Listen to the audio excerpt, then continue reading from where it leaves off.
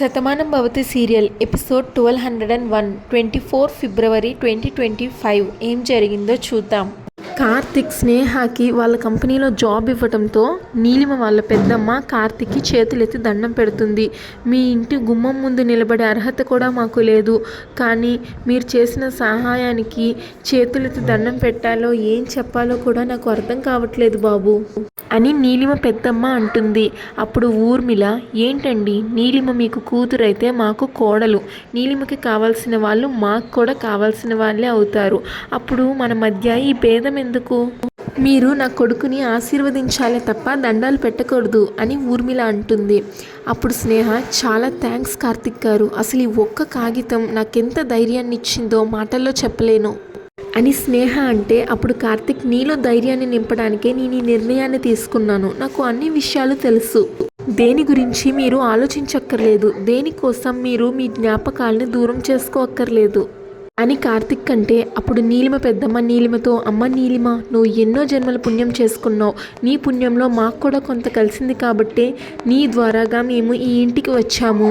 ఈ ఇంటి పేరు నీ ఇంటి పేరుగా మారే అదృష్టం నీకు వచ్చింది. ఇలాంటి కుటుంబానికి కోడలవ్వడం, ఇలాంటి వ్యక్తిని భర్తగా పొందడం అంటే అది నిజంగా నీ అదృష్టం బాబు. ఈ రుణాన్ని మేము తీర్చుకోలేం, ఎప్పటికీ మేము మీకు రుణపడే ఉంటాము అని నీలిమ పెద్దమ్మ అంటే, అప్పుడు ఊర్మిళ, చూడండి మేమందరం అనుబంధాన్ని మాత్రమే కోరుకుంటాం, మన అన్న వాళ్ళందరూ బాగుండాలి అని కోరుకుంటాం. డబ్బంటారా, ఈరోజు ఉంటుంది రేపు పోతుంది, అది అవసరానికి సరిపడా ఉంటే చాలు. అహంకారాన్ని పెంచేలాగా డబ్బు ఉండాలని మేమెప్పుడూ కోరుకోము, అందుకే మేమెప్పుడు ఎదుటి వ్యక్తిలో డబ్బుని చూడము, వాళ్ళు పంచేటువంటి ప్రేమాభిమానాల్ని మాత్రమే చూస్తాము అని ఊర్మిళ అంటుంది. అప్పుడు కార్తిక్, ఇంకా మీరు దేని గురించి ఆలోచించొద్దు, మీరు అనుకున్నవన్నీ చేయండి, మన కుటుంబం మధ్య ఎలాంటి భేదభావాలు ఉండకూడదనే నేను ఈ నిర్ణయం తీసుకున్నాను అని కార్తిక్ అంటాడు. నీలిమ తన మనస్సులో, మీ అందరూ ఇంత గొప్పగా ఆలోచిస్తున్నారు, కానీ నేను మాత్రం ఈ పెళ్ళి ఆపే ప్రయత్నం చేస్తున్నాను. పెళ్ళి జరగాలని అందరూ కోరుకుంటున్నారు, కానీ ఆగిపోవాలని పెళ్లి కూతురునైనా నేనే కోరుకుంటున్నాను. ఇంతకన్నా దౌర్భాగ్యమైన పరిస్థితి ఎవ్వరికీ ఎప్పటికీ రాకూడదు. పెళ్ళాపే క్రమంలో పెద్దావిడైన బామ్మను కూడా పాముగా వాడేంత దౌర్భాగ్య స్థితికి వచ్చాను అంటూ తన మనస్సులో బాధపడుతుంది నీలిమ. రుద్రప్ప మురారి కల్కికి చిక్కకుండా పారిపోవడంతో తన భార్య అయిన లక్ష్మిని తీసుకొచ్చి ఇంటి ముందు నిలబడతారు. భువనేశ్వరి లక్ష్మితో, ఏంటి లక్ష్మి ఇది, నీ భర్త ఎలాంటి వాడైనా సరే ఈ ఊరు వారం కానీ ఇంటి వాళ్ళం కానీ నిన్ను ఎప్పుడు ఎవ్వరూ ఏమీ అనలేదు. మా ఇంటి నాశనం ఆ రుద్రప్ప కోరుకున్నా, నేనే రోజు ఎందుకు ఇలా జరిగింది అని ఏమీ అడగలేదు నిన్ను. ఎందుకో తెలుసా, నీ మీద ఉన్న గౌరవం. నువ్వు పెళ్ళయ్యి రుద్రప్ప ఇంట్లో అడుగుపెట్టినప్పటి నుంచి నేను నిన్ను చూస్తూనే ఉన్నాను. దైవభక్తితో ఉంటావు, నలుగురితో మంచిగా ఉంటావు, భర్త బాగుండాలని కోరుకుంటావు, ఊరు చల్లగా ఉండాలని కోరుకుంటావు. అందుకే నీ భర్త తప్పు చేసినా నిన్ను ఏ రోజు తప్పుగా చూడలేదు. ఊర్లో ఏ ఒక్కరూ కూడా నీ గురించి తప్పు మాట మాట్లాడలేదు. కానీ అలాంటిది ఈరోజు నువ్వే ఇలా చేసావంటే నిన్ను ఏమనాలో కూడా నాకు అర్థం కావట్లేదు అని భువనేశ్వరి అంటుంది రుద్రప్ప భార్య లక్ష్మితో. లక్ష్మి ఏం మాట్లాడదు, ఏడుస్తుంది. భువనేశ్వరి, ఈరోజు నా నిర్ణయం తప్పేమో అని అనుకుంటున్నాను అని భువనేశ్వరి అంటే, లక్ష్మి, నన్ను క్షమించండి అమ్మగారు, ఇంటికి రాగానే నేను కూడా నా భర్తని నిలదీశాను, ఎందుకు వచ్చావని అడిగాను, కానీ ఎంతైనా భార్యని కదమ్మా, అయినా ప్రాణాలు పోతాయి అని వేడుకొనేసరికి ఆదరించాను. దానికి మురారి తన ప్రాణం పోతుంది అని మిమ్మల్ని ఎమోషనల్గా బ్లాక్మెయిల్ చేశాడు, కానీ రుద్రప్ప ఊర్లోకి వచ్చింది రాధ ప్రాణం తీయడానికి, మా కుటుంబ నాశనం కోరుకోవడానికి. అది నీకు తెలిసే నువ్వు ఆశ్రయం ఇవ్వడం తప్పు అని నీకు అనిపించలేదా అని మురారి అడుగుతాడు. ఈలోగా జయ కలగజేసుకుని, ఏం చేస్తుంది తమ్ముడు, ఎంతైనా తాళి కట్టిన భర్త కదా, అందరం కాదనుకోవచ్చు, గిట్టని వాళ్ళు కత్తులు నూరొచ్చు, కోపంతో పొమ్మనొచ్చు, కానీ భార్య అలా ఊరుకోలేదు కదా, భర్తని కాదు అని అనుకోలేదు కదా, దాన్ని మనం కూడా అర్థం చేసుకోవాలి అని జయ అంటే, అప్పుడు భాను, ఏంటండి అర్థం చేసుకునేది, భర్త అంటే భరించేవాడు అని అర్థం, కానీ భార్యని బాధ పెట్టేవాడు, నలుగురిలో నవ్వులు పాలు చేసేవాడు అని కాదు. అప్పుడు సత్య, నిజం చెప్పావు రాదా, ఆ రుద్రప్ప వల్ల ఊరికి చెడ్డ పేరు వచ్చింది, అలాంటి వాడి భార్య అంటే ఈ లక్ష్మికి కూడా చెడ్డ పేరు వస్తుంది అంటుంది సత్య. అప్పుడు లక్ష్మి ఏడుస్తూ దండం పెట్టి, క్షమించండి అమ్మా, ఈ ఒక్క తప్పుకి నన్ను క్షమించండి. నా భర్త చెప్పిన మాటలు విన్నాను, నా భర్తకి ఏమవుతుందో అని భయపడ్డాను, అంతకు మించి నేను ఇంకేమీ ఆలోచించలేకపోయాను అని లక్ష్మి అంటే అప్పుడు కల్కి ఆలోచించాలి, ప్రాణాలు తీయాలి అని వచ్చిన వాడికి సాయం చేయడం కూడా నేరమే అవుతుంది.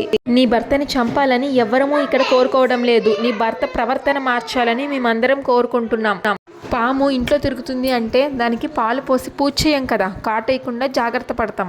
అది ఎదురు తిరిగిందంటే అప్పుడు దాన్ని అంతం చేయడానికి ఆలోచిస్తాం. ఆ మాత్రం కూడా తెలియకపోతే ఎలా అని కల్కి అంటే అప్పుడు లక్ష్మి ఏం చెప్పమంటారండి, ఈ పని ఎందుకు చేస్తావని నేను ఆయన్ని ఎన్నోసార్లు తిట్టాను. బెయిల్ మీద బయటకు వచ్చిన తర్వాత కూడా నన్ను చూడ్డానికి ఇంటికి వస్తాను అంటే నేనే వద్దు అని అన్నాను.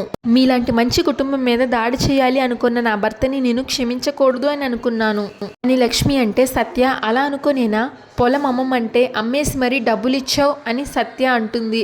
అప్పుడు లక్ష్మి చెప్పాను కదమ్మా, ఉన్నంతకాలం నన్ను ఎంతో బాగా చూసుకున్నాడు, నా మీద ఎంతో ప్రేమని కురిపించేవాడు. అలాంటి నా భర్త ఎంత దుర్మార్గుడైనా సరే ఎంతైనా నా భర్త అని జాలి కూడా ఉంటుంది కదమ్మా. కష్టంగా ఉంది, పొలం అమ్మేద్దాం అని అన్నాడు, అంతేగాని నాకు దీని గురించి ఏమీ తెలియదమ్మా అని లక్ష్మి అంటుంది ఏడుస్తూ. అప్పుడు మురారి, మీరు ఆర్థికంగా చాలా బలంగా ఉన్నారు, ఎన్నో పొలాలు ఉన్నాయి, ఎంతో కౌలు వస్తుంది, అలాంటి వాళ్ళకి మీకు కష్టాలు ఎందుకుంటాయి? ఇక్కడ రాధని చంపడానికి రౌడీలకి డబ్బులు ఇవ్వడం కోసం మా అందరినీ అంతం చేయాలని డబ్బులు సేకరించాలని చూశాడు. అలాంటి వాడికి ఊర్లో ఎవరో సహకరించారు, మేము వాళ్ళ గురించే వెతుకుతున్నాం అని మురారి అంటే జయ తన మనసులో ఆవు గడ్డి మేయినట్టు అన్నట్లు ఈ కేసు ఎటు తిరిగి చూసినా చివరికి నా మెడకు కూడా చుట్టుకునేటట్లుంది. ఆ రుద్రప్పతో పాటు నా మీద కూడా నిఘా ఉంచుతామని 1కి 10 సార్లు మాట్లాడుతున్నారు. ఆ రుద్రప్పతో చేయి కలిపింది నేనే అని తెలిస్తే నా పరిస్థితి ఏంటి అని తలుచుకుంటేనే భయం వేస్తుంది అని జయ అనుకుంటుంది. ఈలోగా లక్ష్మి వెళ్ళి భువనేశ్వరి కాళ్ళ మీద పడుతుంది. అమ్మగారు, ఇంక జీవితంలో నా భర్తని నమ్మనమ్మా, ఒకవేళ నా భర్త ఈ ఊర్లో అడుగుపెట్టాడు అంటే ఖచ్చితంగా మొదట మీకే వచ్చి చెప్తాను. అప్పుడు బాను, చూడండి మీ బాధను మేమంతా అర్థం చేసుకోగలం, మేమంతా కోపంతో మీతో మాట్లాడినా మీకు మాత్రం తన మీద ఎంతో కొంత ప్రేమ అనేది ఉంటుంది, అది కాదను తప్పని కూడా మేము అనుకోము. భార్య అంటే భర్త మీద ఇలాంటి ప్రేమే చూపించాలి, కానీ ఎప్పుడు భర్త మంచివాడైనప్పుడు, ఊర్లో అందరికీ సాయం చేయగలిగినప్పుడు, అందరు మంచి కోరుకున్న వాడైనప్పుడు భర్త అడుగులో అడుగు కలపడంలో తప్పు లేదు. కానీ రుద్రప్ప ప్రవర్తన ఎలాంటిదో మీకు తెలుసు కదా, అయినా మీరు తనకి సాయం చేశారు అంటే ఆ నేరంలో మీరు కూడా పాలు పంచుకున్నట్టే అవుతుంది అని భాను అంటుంది. అప్పుడు రుద్రప్ప భార్య లక్ష్మి, అంత మాట అనకమ్మా, ఈ ఊరందరికీ నువ్వంటే ఎంతో ఇష్టం, నువ్వు చేసిన సాయాన్ని అందరూ తలుచుకుంటారు, నువ్వు గతం మర్చిపోయావని మేమంతా బాధపడ్డాము, నువ్వు మురారి కలవాలని ఎప్పుడూ కోరుకుంటాను, నీ అంతూ నా భర్త చూస్తాడు అని అనుకుంటే నా భర్తని నేనెందుకు క్షమిస్తానమ్మా. కానీ అని లక్ష్మి చెప్తుంటే సత్య, కానీ అర్థమయ్యేట్టు చెప్పు అని అడుగుతుంది సత్య. అప్పుడు భాను, పాపం తనేం చెప్తుంది, తన ఏడుపు చూసి మనమే అర్థం చేసుకోవాలి. మనం ఇక్కడ తినని ఇన్ని మాటలు అంటున్నాం, కానీ రుద్రప్ప తనని ఎలా బెదిరించి ఉంటాడో నేను ఊహించగలను. తనకేమైనా జరిగితే ముత్తైదువుగా తను ఊర్లోకి రాలేదని, పసుపు కుంకాలు దూరమైపోతాయని ఆడదాని వీక్నెస్తో ఏ మగాడైనా ఆడుకుంటాడు. అందుకని ఎంత దుర్మార్గుడైనా భర్తని కాపాడుకోవాలనిపిస్తుంది. లక్ష్మి కూడా అలానే ఆలోచించింది. అప్పుడు లక్ష్మి, నిజమమ్మా, నా భర్త నన్ను అలానే బెదిరించాడు, అందుకే తనకి నీడనిచ్చాను, కానీ మీకు కీడు చేస్తానంటే నేను ఒప్పుకోనమ్మా అని అంటుంది లక్ష్మి. భువనేశ్వరి, సరే లక్ష్మి, జరిగిందేదో జరిగింది అని అంటే కల్కి, ఇంకా వాడు ఊర్లోనే ఉంటాడా లేక ఎక్కడికైనా పారిపోయి ఉంటాడా అని అడుగుతాడు.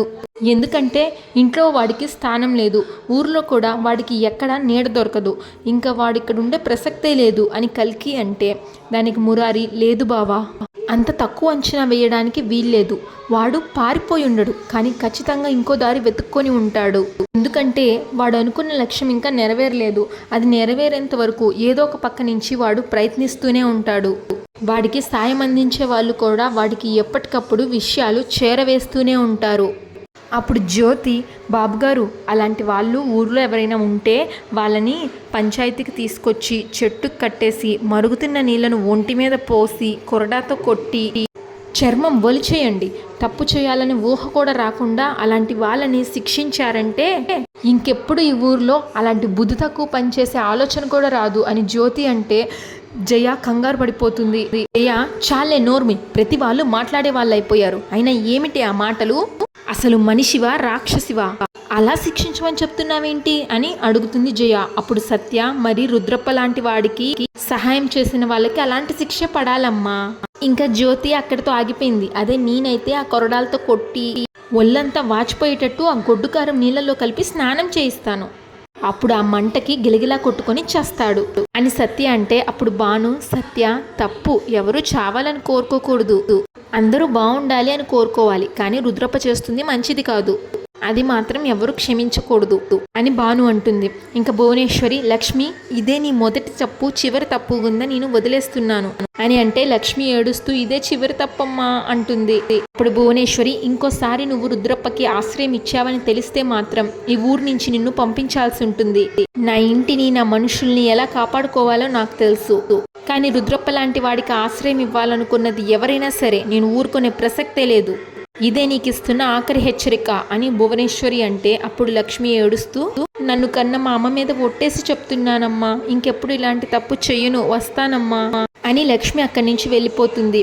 ఇంకా మురారి పనమ్మాయితో, జ్యోతి వెళ్ళి ముగ్గు పిండి తీసురా అంటే అలాగే బాబు అంటూ ముగ్గు తీసుకొస్తుంది జ్యోతి. మురారి ముగ్గుని గేటు ముందు గీతలాగా వేస్తాడు. ఏంటి తమ్ముడు గేటు ముందు గీత గీసావేంటి అని జయ అడుగుతుంది. సత్య, ఇది లక్ష్మణ రేఖ అని అడిగితే కాదు రక్షణ రేఖ అంటాడు మురారి. లక్ష్మణుడు రేఖ గీసింది సీతమ్మ తల్లిని కాపాడుకోవడం కోసమైతే ఈ రక్షణ రేఖ గీసింది నా కుటుంబ సభ్యుల్ని కాపాడుకోవడం కోసం. నా కుటుంబ సభ్యులు ఎవ్వరూ ఈ గీత దాటకూడదు, మరీ ముఖ్యంగా రాధా. ఎవరు ఏమన్నా, ఎవరు ఏమైపోయినా నువ్వు మాత్రం ఈ గీత దాటకూడదు. ఈ గీత నువ్వు ఎటువంటి పరిస్థితుల్లోనూ దాటకూడదు. ఇంట్లో ఎవ్వరూ కూడా నాకు తెలియకుండా ఎక్కడికి వెళ్ళకూడదు. ఇప్పుడు భాను, నేను మాటిస్తున్నానండి, మీరు గీసిన గీతని నేను ఎప్పటికీ దాటను అని అంటుంది. భువనేశ్వరి, రాధను కాపాడుకునే బాధ్యత నీతో పాటు అందరికీ ఉంది, అందరం జాగ్రత్తగా చూసుకుందాం అని అంటుంది. జయ తన మనసులో, ఏంటి తమ్ముడు ఈ గీత గీసి దాని తలరాతను మార్చేద్దాం అనుకుంటున్నావా? నేను తీయాలనుకున్న దాని ఆయుష్ని నువ్వు పొయ్యాలనుకుంటున్నావా? జరగదు తమ్ముడు, జరగనివ్వను. ఈ రాధకు ఆ బ్రహ్మ ఎంత రాత రాశాడో తెలియదు, కానీ నేను మాత్రం సగం రాతనే మిగులుస్తాను. ఎలాగైనా సరే ఈ రాధను అంతం చేస్తాను అని జయ తన మనసులో అనుకుంటుంది. ఇంకో పక్క రుద్రప్ప ఊరి నుంచి పారిపోయి మందు డబ్బా తాగుతూ ఉంటాడు. ఫుల్గా తాగేసి ఆ బాటిల్ని ఇసిరి కొడతాడు. అప్పుడు గిరి, ఏంటండి ఇది, ఏమీ చేయలేక చివరికి ఆ కోపాన్ని బాటిల్ మీద చూపిస్తున్నారా? అది ప్రాణం లేని గాజు కాబట్టి మీరు కొట్టగానే ముక్కలైపోయింది. కానీ మీరు కొట్టాలనుకున్నది ఒక ఊరిని కాపాడుతున్న కుటుంబాన్ని. నేను ముందు నుంచి మొత్తుకుంటున్నాను, మీరు నా మాట వినలేదు. రుద్రప్ప ఒకసారి గిరి పీక పట్టుకొని వదిలేస్తాడు. ఒరే పాలేరు గాడివి, మీకేం తెలుస్తుందిరా పెద్దరికం పోతే వచ్చే బాధ? పుట్టిన ఊర్లోనే దొంగచాటుగా బతికే బతుకు ఎంత నరకంగా ఉంటుందో నీకేమన్నా తెలుసా? అయినా ఒరే, ఆ భువనేశ్వరి కంటే ఏంట్రా నాకు తక్కువ? ఆవిడికి 100 ఎకరాల భూమి ఉంది, నాకు 100 ఎకరాల భూమి ఉంది. వాళ్ళ కుటుంబానికి తాతల నుంచి వచ్చిన ఆస్తులున్నాయి, నా కుటుంబానికి తాతల నుంచి వచ్చిన ఆస్తులున్నాయి. ఆ కుటుంబం ఊర్లో పెద్దగానే ఉంది, మా కుటుంబం ఊర్లో పెద్దగానే ఉంది. కానీ ఊరంతా వాళ్ళని మొక్కుతారు. ఆలగా జనంతో పాటు నేను కూడా ఆవిడికి మొక్కాలా? గుడిలో అమ్మవారిని కొలిచినట్టు ఆ కుటుంబాన్ని కొలవాలా? కుదరదు. ఒరేయ్, అమ్మవారి పల్లికి ఈ రుద్రప్ప అధినేత కావాలి అనుకున్నాడు. ఈ ఊరు మొత్తం నా కనుసంధంలో ఉండాలి అనుకుంటున్నాను. కానీ ఎక్కడి నుంచి వచ్చిందో, ఎలా వచ్చిందో తెలీదు. గతాన్ని మర్చిపోయిన మనిషి నా భవిష్యత్తుని మార్చేసిందిరా. అలాంటి రాధని వదిలేయమంటావా? నా పగని చంపేసుకోమంటావా? చెప్పు అని అరుస్తాడు గిరి మీద రుద్రప్ప. అప్పుడు గిరి, అయ్యా, మీ ఉప్పు తిన్న విశ్వాసంతో చెప్తున్నాను. మేము చెప్పేది మీకు తప్పు అనిపించినా సరే, మీరు చేస్తున్న తప్పు ఒక్కటే, ఎదుటి వాళ్ళ నాశనం కోరుకుంటే మనం నాశనం అయిపోతాం అని మీరు తెలుసుకోలేకపోయారు. అందుకే మీకు ఈ పరిస్థితి ఇలా వచ్చింది. అప్పుడు రుద్రప్ప, ఒరేయ్, నేను తాళి కట్టిన భార్య, నా ఇంటి మహాలక్ష్మి, నా లక్ష్మి చేత్తో పట్టెడన్నం తినకుండా చేశారా? సరిగ్గా ముద్ద కలిపి నోట్లో పెట్టేసరికి తలుపు కొట్టి నా ఇంట్లో నుంచి నేను పారిపోయేలాగా చేశారా వాళ్ళు? అలాంటి వాళ్ళని వదిలేయమంటావా? కుదరదురా. ఈ మట్టిలో వాళ్ళని కలిపేసేంత వరకు నా పగ చల్లారదురా. ఒరే నేను దానికోసం ఎంత దూరమైనా వెళ్తాను కానీ అనుకున్న పగ తీరకుండా ఈ రుద్రప్ప మాత్రం నిద్రపోడు అంటాడు రుద్రప్ప. ఇంత జరిగినా కూడా మీలో మార్పు రావడం లేదండి అని గిరి అంటే, ఒరే ఊరికే పగతో రగిలిపోవడానికి నేనేమి వెంగలప్పని కాదురా, రుద్రప్పని, అమ్మవారిపల్లి రుద్రప్పని. గొడ్డు కారం తిన్న శరీరం ఇది, పగ తీర్చుకోకుండా ఊరుకునే ప్రసక్తే లేదు. ఈలోగా జయప్రద రుద్రప్పకి ఫోన్ చేస్తుంది. అప్పుడు రుద్రప్ప ఫోన్ లిఫ్ట్ చేసి, ఏ జయప్రద, చచ్చామో బతికున్నామో తెలుసుకోవడానికి ఫోన్ చేసావా అని రుద్రప్ప అడుగుతాడు. అప్పుడు జయప్రద, నీతో చేయి కలిపినందుకు నా ప్రాణం మీదకి వచ్చింది అని జయప్రద అంటుంది. అప్పుడు రుద్రప్ప, నీ తమ్ముడు నా ఇంటికి వస్తున్నాడు అని నీకు తెలిసినప్పుడు కనీసం నాకు ఒక మాట ఫోన్ చేసి చెప్పాలని కూడా నీకు తెలీదా అని రుద్రప్ప అడుగుతాడు. నీకు ఫోన్ చేసి చెప్పడానికి నేనేమీ నీలాగా మారుమూల దాక్కొని లేను, నా ఇంట్లో ఉన్నాను. నేను నీతో చేయి కలిపానని తెలిస్తే నా ఇంట్లో నా పరిస్థితి ఏంటి అని నువ్వు అర్థం చేసుకున్నావా? ఇప్పుడు రుద్రప్ప, నీ కోసం ఇదంతా చేస్తున్నాను, నా కోసం నువ్వు ఆ మాత్రం చేయలేవా అని అడుగుతాడు. అప్పుడు జయప్రద, ఏంటి నువ్వు చేసింది? రాధను తీసుకొచ్చి అప్పగిద్దాం అనుకున్నాను, రహస్యంగా ఉండమని చిలక్కి చెప్పినట్టు చెప్పాను. కానీ పగ ప్రతీకారం అంటూ నువ్వు అరిచిన అరుపులు ఎవరికి వినబడ్డాయో ఏమో, ఊరంతా తెలిసిపోయింది. దాంతో ఊరంతా ఒక్కటైపోయింది. ఇది నేను ఊహించానా అని జయప్రద అంటుంది. అప్పుడు రుద్రప్ప, నేను కూడా ఊహించలేదు కదా, మూడో కంటికి తెలియకుండా ఊపిరి తీసేద్దామని అనుకున్నాను. ఊరంతా మీ ఇంటి చుట్టూ కాపలా ఉంటుందని, నా ఇంటి మీదకి కూడా వస్తుందని నేను ఊహించలేకపోయాను. అయినా నా ఇంట్లో నేను దాక్కున్నానని ఎవరికి అనుమానం వచ్చింది అని రుద్రప్ప అంటాడు. అప్పుడు జయ ఇంకెవరికి వస్తుంది, ఉంది కదా రాధ, అది గతాన్ని మర్చిపోయినా భవిష్యత్తుని బాగానే ఊహించగలదు. అందుకే అది ఇంట్లో ఉన్నంత వరకు నా కూతురికి భవిష్యత్తు లేదనే కదా దాన్ని పైకి పంపించి వాళ్ళని నీతో చేయి కలిపాను. చివరికి ఏం జరుగుతుందో కూడా తెలియడం లేదు. అసలు అనుకున్న పని అనుకున్నట్టే జరుగుతుందా, నువ్వు చేయగలవా లేదా అని అడుగుతుంది జయ. అప్పుడు రుద్రప్ప, చూడు జయ, నా పగ మర్చిపోయేది కాదు, భయంతో వదిలేసేది కాదు. నా ఊపిరి ఆగిపోయినా సరే నేను తీయాలనుకున్న ప్రాణాన్ని నేను తీసేంత వరకు నేను చావను. చూడు, రేపే రాధని పైకి పంపించేద్దాం, నువ్వు తెలివిగా బయటికి తీసుకురా అని రుద్రప్ప అంటే, అప్పుడు జయ, ఏంటి తీసుకొచ్చేది? నువ్వు చేసిన పెంట వల్ల ఇంటి చుట్టూ కట్టడి ఉంది, అది కాక ఇంట్లో ఎవ్వరు బయటికి వెళ్ళకూడదు అని నా తమ్ముడు షరతు పెట్టాడు. దానికి రుద్రప్ప, షరతే కదా పెట్టాడు, ఏదో ఒక మాయ చేసి మెల్లగా గుమ్మం దాటించు అంటాడు రుద్రప్ప. అప్పుడు దాన్ని ఈ లోకం నుంచి నేను దాటిస్తాను అని రుద్రప్ప అంటే, అంతటితో ఎపిసోడ్ పూర్తవుతుంది. ఇంకా నెక్స్ట్ ఎపిసోడ్ ప్రోమోలో జయ తన మనస్సులో మెట్లు దిగుతూ ఆ రుద్రప్ప ఎవరో వస్తాడు అని చెప్పాడు, ఇంకా వాళ్ళు రాలేదేంటి అని చూస్తూ ఉంటుంది.